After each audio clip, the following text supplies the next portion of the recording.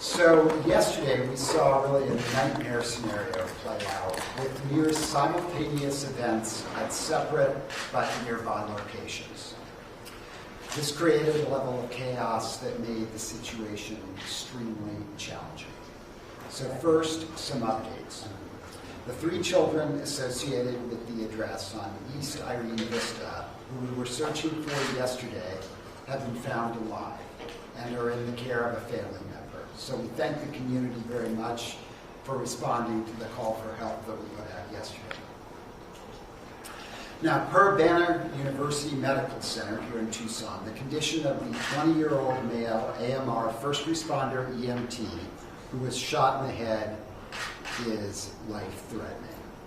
His 22-year-old female EMT partner who was shot in the chest and arm is serious but stable.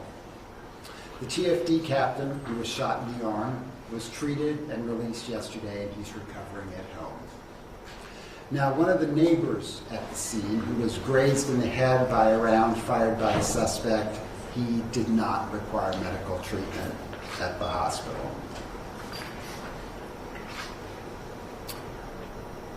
So we're at the very beginning of an ongoing investigation with an incredibly complex set of facts. There's a great deal that we still don't know. And so as additional evidence is uncovered, we expect to learn more. But here's an overview of what we know at this time. At approximately 3:46 p.m. yesterday, Sunday, a call came in that a house was on fire on East Irene Vista in the city of Tucson. Tucson fire personnel responded and reported a vehicle following them into the neighborhood. At approximately 3:53 p.m., firefighters radioed shots fired. Less than 2 minutes later, firefighters radioed that a TFD captain had been shot.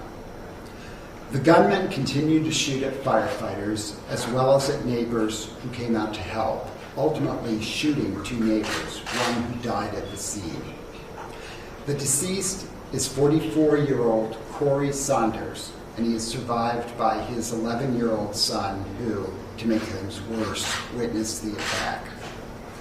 Meanwhile, at approximately 3:55 p.m., a call came in that an AMR ambulance crew had been shot in Silver Lake Park, a little over a mile away, where they were standing by for an unrelated medical emergency. Now, to make this a little easier to understand, at this time, we believe the sequence of events went like this. The shooting suspect left the scene of the house fire and went to the park, where he shot the 2-person ambulance crew in an ambush attack. He then returned to the address on East Irene Vista, where he shot at firefighters and neighbors alike, basically anyone who was trying to help. The suspect then fled the scene again, ramming a Tucson police car that was responding to the incident. The officer in that car, Officer Danny Leone, 8-year veteran of the Tucson Police Department, immediately got out of his vehicle and took cover. The suspect then fired 3 rounds at the officer, who returned fire, striking the suspect. Officer Leone and other officers then rendered first aid to the suspect, who has been identified as Leslie Scarlett, a male, age 35. Mr. Scarlett has a criminal history that includes serving 6 years in prison for armed robbery. He also has a history of mental health issues. He is currently in the hospital in extremely critical condition. The fire was extinguished by the Tucson Fire Department, and unidentified human remains were found in the house. The mother of the 3 children who resided in the house on East Irene Vista is unaccounted for but presumed dead. There are far too many individuals with violent criminal intent and the means to injure and kill many people. Too often, first responders such as police, fire, and emergency medical services personnel become targeted for reasons that are unclear. Is it a vendetta, the uniform, the authority it represents, or just that police, fire, and EMS are the ones out in the field responding to crises and dealing with deeply troubled people day in and day out. The real question we should be asking is, how can we coordinate the work of our criminal justice and mental health systems to prevent these terrible attacks? Who are these ticking time bombs, and is there anything we can do working together instead of in silos to predict their level of risk? How does someone like the suspect in this case, a prohibited possessor, even come to have a firearm? There are many unanswered questions right now that need to be pursued further in the days to come.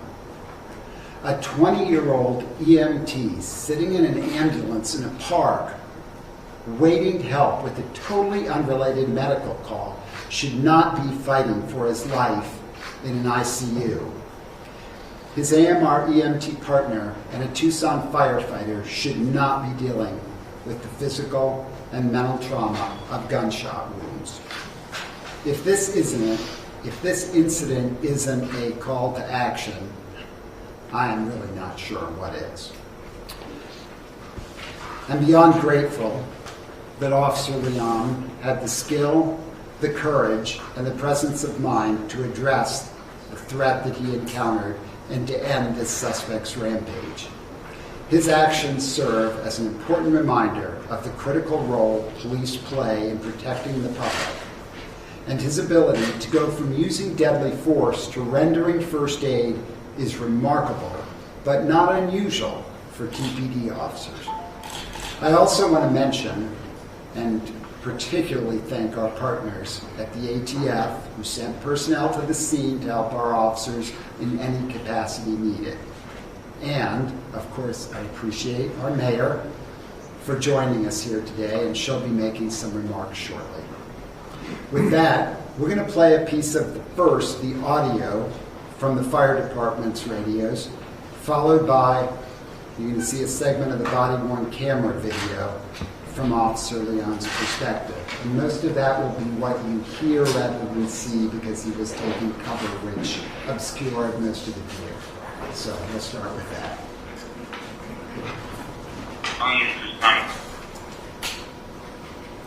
Multiple callers reporting house on fire, things coming out the window, neighbors trying to see if anybody's inside yelling. Fire battalion, want to upgrade the race cars, second line, please. Check battalion 1, Easton 4, engine 2, upgrade to 3. Battalion 1, additional check, is going to be medic 1. I'm not the medic 1. This is approach, we got some all showing. This is like that, just be worried about a guy telling you real fast behind you.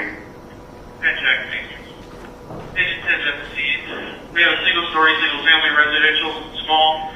We got smoke showing from the front of the house, single-story, base reconstructed, got a pitched asphalt shingle roof. Engine 10's going to be pulling a pre-connect for primary search and fire attack. This will be a workshop. Shots fired, code 99. We got shots being fired. No units come to the scene, we need TPD stat. All units from battalion 1, let's make sure that we stay away from the scene for engine 10. Do not approach into the scene, let's stay away from the scene. Engine 10 from battalion 1, you guys able to safely get out of that scene. We got one patient down, we're going to be clearing the scene. Battalion 1 copy. Marlock from battalion 1, you copy, code 99. That's perfect. Hey, get the fire, we're getting your shot. Fire in the fire, 10. We're being shot at. Ladder 10 from battalion 1, you guys able to exit that scene safely. Fire from battalion 1, go ahead and start the major medical as well. Check battalion 1. Fire battalion 1, just with the additional medic cover, please. Check. Battalion 1, engine 2, we're going to block the street here to minimize traffic. Ladder 1, the ground. I copy engine 2. Station 1 units are in the area staged at Tucson Marketplace and Keno Parkway. Go ahead, ladder 10. Battalion 1, engine 10. Engine 10, battalion 1. Anyone engine 10 has been shot. Cruiser split up. I copy that engine 10. Where are you located at? Still into a house. Nearby. There's still shots going on right now. Battalion 1 copy. Fire alarm from battalion 1. We have TPD and route code 3. That's perfect. So they have multiple units now. Goro, my medic truck en route. Subject to the 20s, 30s, black male, still has a firearm, is shooting. Command, this is ladder 10. I have my engineer and one firefighter from engine 10 to the back of medic 10. We fled the scene. I'm missing both of my firefighters. I copy that. Which firefighters are we missing? is ladder 10. I'm missing.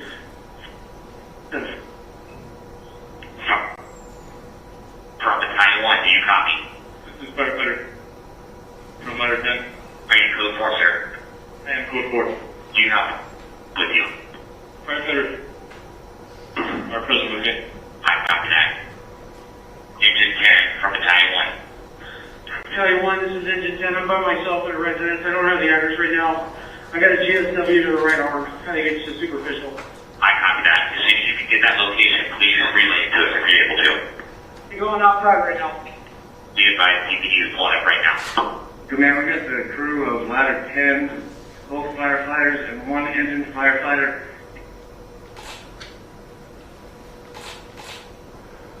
So all units of battalion 1 is going to seek command. I will be Vista command. Command, sir.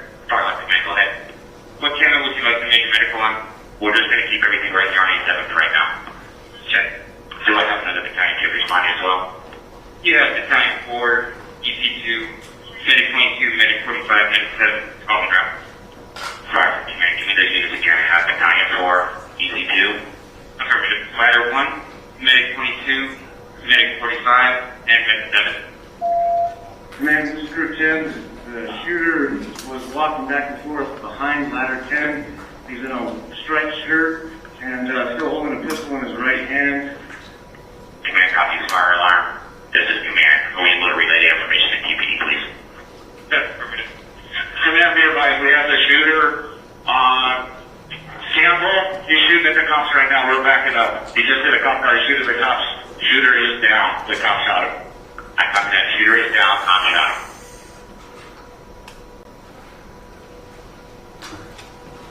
And now we'll show the body-worn camera video from the officer involved, Officer Leon. There is a 30-second delay without volume because that just happens with body-worn cameras. There's a 30-second delay once it's turned on where you'll see the video but you won't hear the audio.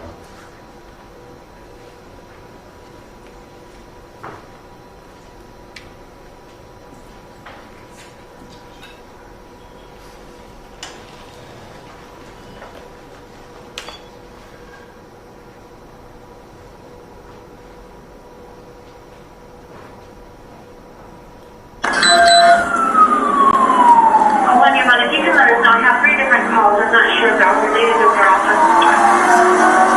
6056.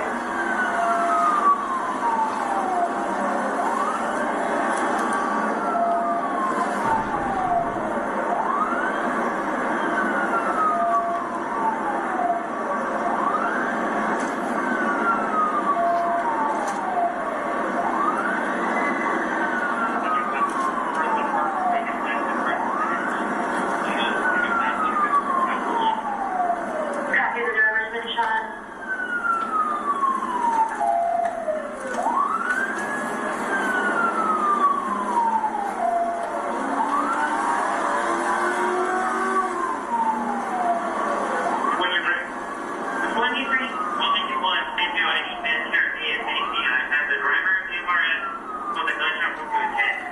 Copy, Quincy Douglas, first entrance to the north.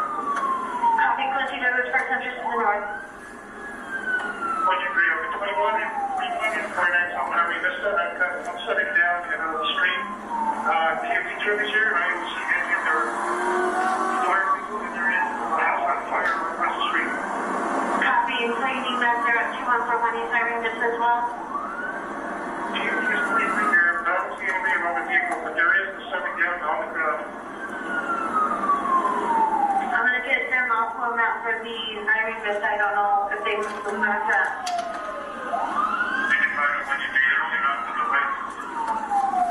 Okay, I can show you a turn to see how we're going to get it. There's a house on fire and I'll check out the individual on the street right now. Copy, I'm going to see if Team 2 can help us. 1 When you bring.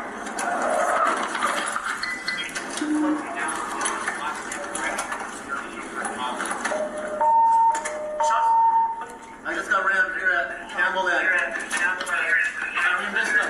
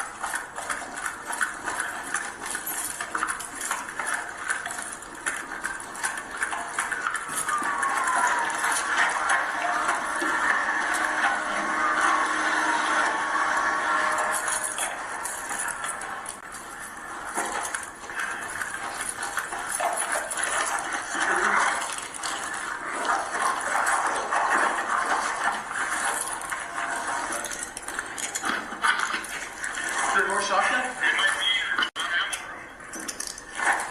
He has a gunshot wound to the head. 5-3, right. You guys want to stay here? Where they at? How far out?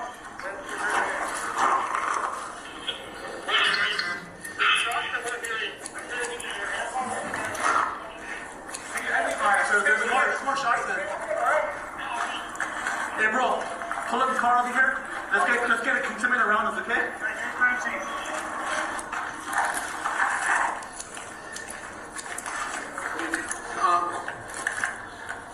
Here's the gunshot wound to the head. There's looking more for any other injuries. Look, get my car, put it right here, bro. I got a barrier between us. So we do want to warn everyone, viewer discretion is advised. This is body camera footage of those Tucson police officers down on the scene, all a part of that press conference today. Again, viewer discretion is advised. We're going to be staying on this press conference out of Tucson, Arizona. Multiple shot, one person dead.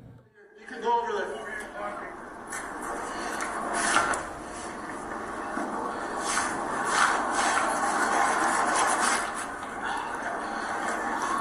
Go give me a knife fight, bro. They're over there. I think Sarge is hearing more gunshots. I don't know what else is going on in the house. He's over there by the house. By the...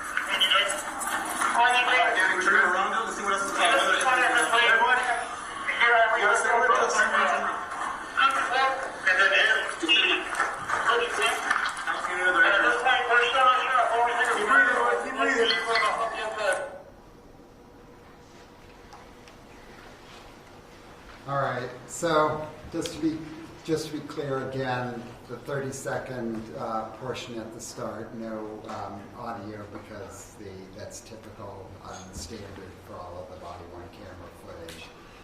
We can answer questions about what you saw after we hear from the other speakers. So we're going to start off with Mayor Romero. Thank you, Chief, and thank you all for being here today. The representatives of AMR and Chief Ryan, I extend my deepest condolences to the families of the deceased, including a good Samaritan who was simply responding to a neighbor in need before being shot and killed. The events that took place yesterday afternoon near Silver Lake Park and the surrounding neighborhood were horrific, plain and simple, violent and horrific. I ask the Tucson community to keep those that were injured in our prayers for their recovery, including 2 EMTs from American Medical Response, AMR, and our own captain from the Tucson Fire Department. I want to applaud the professionalism of the women and men at the Tucson Fire Department and the Tucson Police Department in continuing to carry out their duties and proceed with the investigation under difficult and somber circumstances. As your mayor, you have my full support with any needs that arise, and know that you are not alone during this difficult time.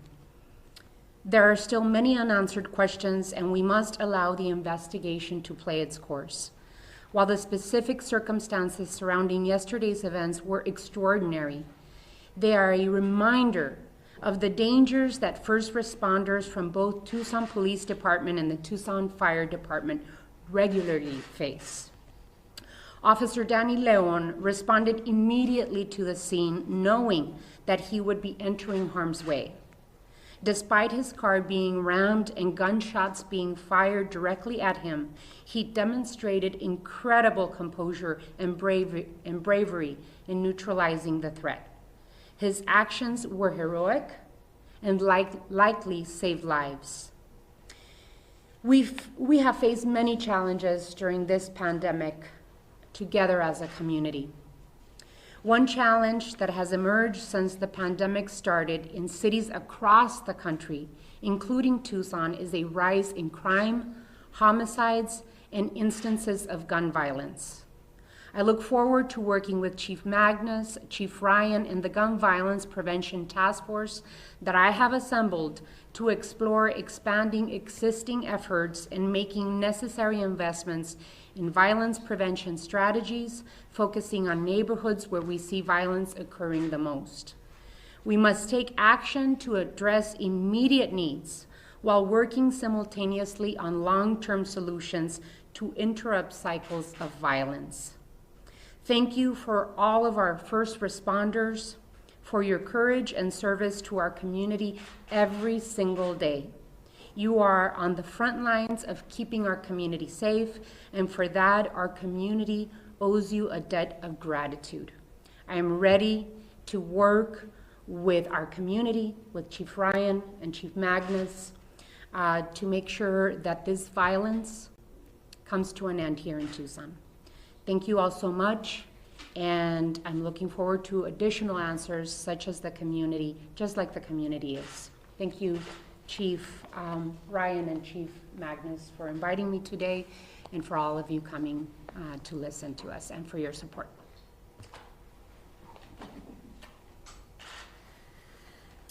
Okay, thank you, Mayor, for your thoughtful remarks. Now we'll hear from our Fire Chief, Chief Ryan. Thanks, Chief. What you just heard, that radio traffic could not, and I say this hesitatingly, is difficult at best. It's about the 8th time I've heard it since hearing it live yesterday. I could not be more proud of our men and women. This is so far out of the realm of what is normal that it's unconscionable, and it's difficult to not be intensely angry about what occurred. It's trying to make sense of a senseless act like this is almost futile. But what I can tell you is that our captain, our crews did exactly what they're trained to do. We train with our partners at Tucson Police to respond to active shooter incidents. We don't train to be a part of them. And our crew found themselves in the midst of this horrific mess yesterday. Our captain handled himself and his crew with professionalism and true leadership, maintaining a sense of composure and calm that I'm not sure that I could have. I spoke to him this morning. He was treated yesterday at Banner UMC, and it was great to hear his voice this morning. He went home last night to his wife and family, and I can tell you he's extremely humble and said, "Chief, it's just a superficial wound." There's nothing superficial about getting shot, okay? And so what I've told our members is that we will be there to support them. Chief Magnus, we have a robust peer support team. We work with the U of A and Dr. Patricia Haynes for behavioral health support, and Chief Magnus has graciously offered the assistance of TPD's behavioral health support unit to our members that need it. We respond to over 90,000 calls for service in this city every year.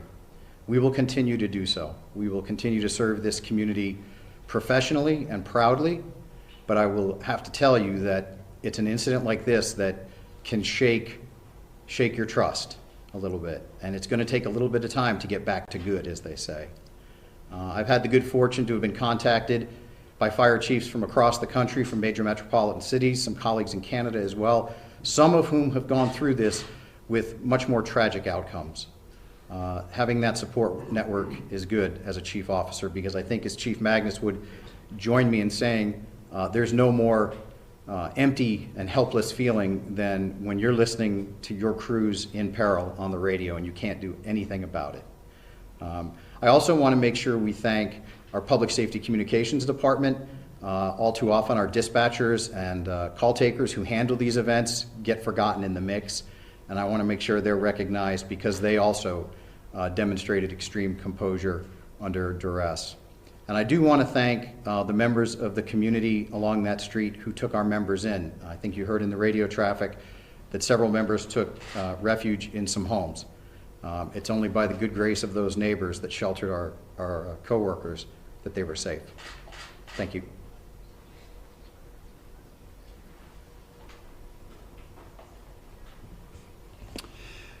Okay, our colleagues from AMR will be here as part of the question answering if necessary. And as I indicated, well, actually, as Chief Ryan indicated, we want to absolutely appreciate our colleagues over at the Public Safety Communications Department. It is its own department in the city of Tucson. Their director, Chad Kazmar, is with us, but we couldn't do it without dispatchers that can remain calm, that can provide a multitude of services under the most complicated and challenging situations where there's so much going on. So we really valued them. All right, so with that, just keeping in mind that we really have limited information that we can answer questions about. We'll be happy to take a few and see what we can do. And I have several folks here with me from our investigative division that can help with that, including, as I said, Assistant Chief John Strader. So we'll start with you. Go ahead. Chief, do you have any indication that this man's actions may have been connected in any way to a fire earlier this year where his mother died, and this fire was an structure that was immediately across the street from the house that burned yesterday? So we don't have any indications of that, but that is something that we'll be exploring, absolutely. Yes, sir. Is that fire that you mentioned being currently investigated as an arson? That fire investigation is already concluded, and so again, we're not sure what the connection, if any, might be, but again, that's something we'll absolutely be looking into further. The woman's body was found, the burned body. Any indication of how that person died? So, just to be clear, we can't definitively place a sex or identity to what are essentially remains, badly charred remains in the residence. There is a strong presumption that that body is, the person of relationship in the house, but it's not 100% confirmed at this time. Can you speak to how that person died then? We can't, other than there was obviously fire involved, but until an autopsy is conducted, we won't be able to speak to that.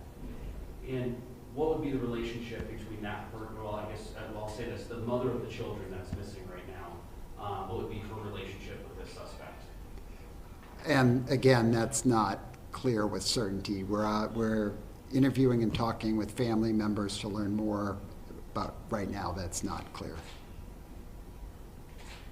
Yes? Is there any indication that the firefighters were specifically targeted? I know at the beginning you kind of mentioned they were followed into a neighborhood. Is there any indication of that? Right now, again, that's not something we're clear on. We know that actually firefighters, EMTs, and police officers were all subject to the violence from this individual. So whether or not anybody was specifically targeted based on, their job remains unclear. So at this point, motive is still really unknown, right? That's keeping this being investigated. That's right. Motive is unknown right now. Something we'll definitely be pursuing. Yes? Have officers spoken to the suspect yet? I don't know. The suspect, though, is in critical condition, so I'm guessing the answer to that is no. But beyond just what you heard at the scene while medical treatment was being delivered, I think it's highly unlikely since he is in CCU in critical condition. James, it's pretty clear that he was trying very hard to keep anyone from assisting anyone associated with the fire, either to rescue anybody in the building or to help to interfere with firefighters. And also, can you tell us more about the weapon? So really it is not clear what his intentions were, because he was shooting at people, both neighbors and firefighters. So his intentions remain unclear. And at this point, we're not identifying the weapon, but there will be analysis done on it, and we will be working with the ATF on that. Chief, you mentioned he was a prohibited possessor. Why was he a prohibited possessor, and do you have any clues as to how he therefore got a weapon? Prohibited possessor based on his 6 years in prison for armed robbery and other criminal history. And no, we don't know how he got the weapon, and that'll be something that we'll be pursuing further in the future, absolutely. Chief, was the prison time Arizona or elsewhere? I don't know the answer to that question. What kind of charges would he be facing? At this point, that hasn't been determined. Fire Chief, can I ask you a question? Sure. I talked to a couple of the witnesses at the scene. They said one of those, it sounds like 2 firefighters, if I'm understanding this correctly, weren't able to get back onto the truck. If I had listened to that correctly. One of them helped move some people away from the gunfire. I just kind of want to ask you about, firefighters, they aren't necessarily trained in that exact situation. That's not their main focus of their training. Can you speak to some of the heroism of what they went through? Sure. It's, like I said, we train to respond to active shooter incidents, not be a participant in them. The goal at that point is survival, right? We work in teams. We work in teams of 2 on our medic trucks, 4 on our ladder trucks and engine companies. And the team is paramount. And so nobody gets left behind. And it's that survival instinct took over. Some sought shelter in the first medic unit that was arriving on scene, and they left the scene. The captain, whose voice you heard on the radio from Engine 10, ordered his crew to just run in 4 different directions, just to split up. The ladder captain, the perpetrator was actively moving around the ladder truck to shoot at them. That's the radio traffic you heard from Ladder 10's captain. Same thing, getting his members to safety. So, like you said, I do consider those heroic acts for sure, because it's, like I said, it's so far afield from normal.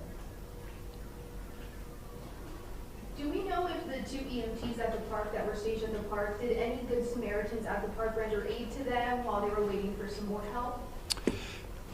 We have no information to indicate that there were other people in the immediate area of them. They were basically parked in the middle of a parking lot that was pretty much empty. So that's something obviously we'll be looking into, but to the best of our knowledge at this point, there was nobody else around their vehicle. Yes. Because the EMTs were there for a separate call, do we know if the suspect finding them was happenstance, or if there was some relation to their separate call to why the suspect ended up at their unit? We don't know that. Any indication of how the house fire started, or if it will be investigated as arson? Well, it will be investigated, and I think for arson, among other things, but we don't know how it started.